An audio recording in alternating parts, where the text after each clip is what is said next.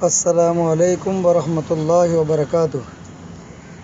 محترم دوست و بزرگوں، ابھی جو مہینہ چل رہا ہے محرم الحرام کا، اس مہینے کی اسلام میں بہت ساری فضیلتیں آئی ہیں۔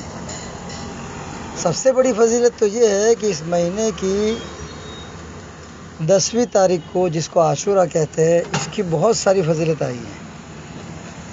اب امت کے اندر ناسمجھی کی وجہ سے کہو یا غفلت کی وجہ سے کہو کہ ایک بات برسوں سے چلی آ رہی ہے۔ امت کا اکثر طبقہ یہ کہتا ہے کہ 10ویں محرم کا جو دن ہے، عاشورہ کا دن، وہ حضرت حسین رضی اللہ تعالیٰ عنہ کی شہادت کی وجہ سے بڑا ہے۔ یہ بات بالکل صحیح نہیں ہے، یہ بات غلط ہے۔ یہ دن تو اسلام میں پہلے سے بڑا چلا آ رہا ہے۔ ابھی تو حضرت حسین رضی اللہ تعالیٰ عنہ اور حضرت حسن رضی اللہ تعالیٰ عنہ کی پیدائش بھی نہیں ہوئی تھی۔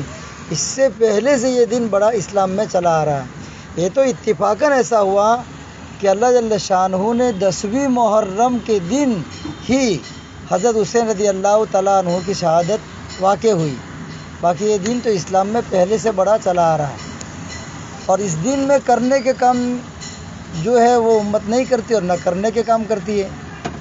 ماتم کرتی ہے، سبیلے لگاتی ہے، نہ جانے جات جات کی رسم و رواج پوری کرتی ہے۔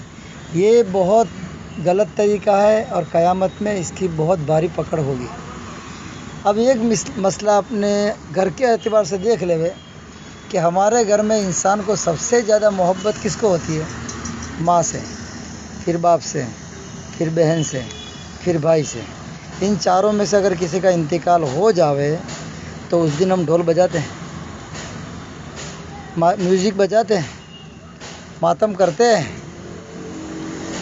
کیا نعت شریف پڑھتے ہیں؟ جیسے نعتیں پڑھتے نعت پڑھتے ہیں، کیوں نہیں کرتے؟ کیا تمہاری ماں کا مقام، تمہارے باپ کا مقام، تمہارے بھائی کا مقام، تمہاری بہن کا مقام کیا حضرت حسین رضی اللہ تعالیٰ عنہ سے بڑا ہے؟ ہاں، اور ان کا مقام چھوٹا ہے؟ ہاں، نواسہ رسول کے مقام تک قیامت تک کوئی نہیں پہنچ سکتا، یہ بات یاد رکھے۔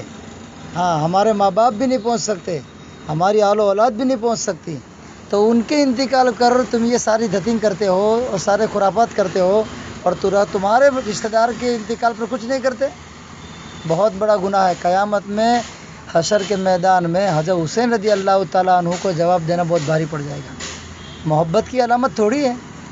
تو اس دن کے اندر کرنے کے کام ہے روزے رکھنا۔ ہاں، روزے رکھو، خوب صدقہ کرو اور خوب خیرات کرو۔ ہاں، غم کرنے کی ضرورت نہیں ہے۔ زیادہ محبت ہے تو ان کو ایصال ثواب میں خوب صدقہ کرو، غریبوں کو، یتیموں کو، بیواؤں کو خوب کھلاؤ۔ خالی پانی کی سبیل لگانے سے کام نہیں چلے گا۔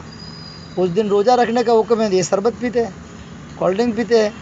اس دن نماز پڑھنے کا حکم ہے اور یہ جلوس نکال کر نمازیں چھوڑتے ہیں اور زور زور سے ڈی جے بجاتے ہیں اور ناچتے ہیں۔ یہ تو یہودیوں کا طریقہ ہے، یہ تو غیروں کا طریقہ ہے۔ اسلام میں اس کی اجازت نہیں ہے۔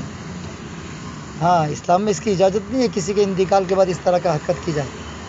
تو اس دن سب سے بڑا کام کرنے کا وہ ہے وہ عاشورہ کا روزہ۔ اس روزے کی بڑی فضیلت آئی ہے۔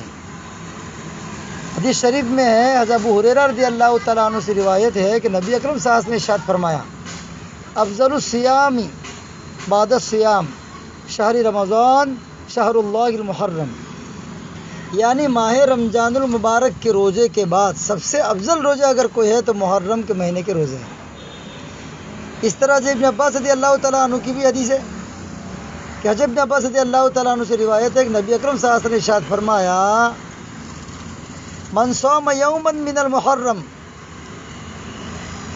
فرحو بکل یوم 30 یوما، یعنی جو شخص محرم کے ایک دن میں روزہ رکھے اس کو ہر دن کے روزے کے بدلے میں 30 روزوں کا رکھنے کا ثواب ملے گا۔ اس کے بعد لکھا ہے کہ فی نفسی ایک روزہ رکھنا بھی جائز ہے، مگر کیونکہ حدیث طیبہ سے یوم عاشورہ میں صرف 2 چیزیں ثابت ہیں۔ ایک روزہ، جیسے کہ اس سلسلے میں روایت گزر چکی ہے، لیکن یہ بات سمجھنی چاہیے کہ حدیث میں نبی اکرم صلی اللہ علیہ وسلم نے کفار اور مشرکین کی مشابہت اور یہود و نصارہ کی مشابہت اختیار کرنے سے ہمیں منع فرمایا ہے۔ اسی حکم کے تحت چونکہ صرف یوم عاشورہ کا روزہ رکھنا یہودیوں کے ساتھ مشابہت ہو رہی ہے، اس لیے ایک روزہ نہ رکھا جائے بلکہ 2 روزے رکھے جائیں، یا تو 9ویں 10ویں کا روزہ رکھا جائے یا 10ویں 11ویں کا روزہ رکھا جائے، یعنی اس کے ساتھ ایک روزہ اور ملا لیا جائے۔ ایک روزہ رکھ بھی سکتے ہیں لیکن اس میں ایک روزہ رکھنا علماء منع فرمایا ہے، کیونکہ اس میں یہودیوں کی مشابہت ہو جائے گی۔ اس لیے اللہ کے نبی صلی اللہ علیہ وسلم نے خود ارشاد فرمایا ہے کہ اگر آئندہ اس سال تو میں نے عاشورہ کا روزہ رکھا ہے، لیکن اگر میں زندہ رہا تو آئندہ سال 9ویں محرم کا بھی روزہ رکھوں گا اور 10ویں کا بھی روزہ رکھوں گا۔ نبی صلی اللہ علیہ وسلم نے صحابہ کو یہ تاکید کی تھی، تو 9ویں اور 10ویں محرم کا روزہ رکھے 2 روزے، یا پھر 10ویں اور 11ویں کا روزہ رکھے، ایک روزہ نہ رکھے ہو سکے تو اس کی حدیث شریف میں بڑی فضیلت آئی ہے۔ تو امت کو اللہ جل شانہ جو کرنے کے کام ہے وہ کرنے کے توفیق عطا فرماوے، اور نہ کرنے کے کام سے امت کی حفاظت فرماوے، آمین۔ وآخر دعوانا الحمدللہ رب العالمین۔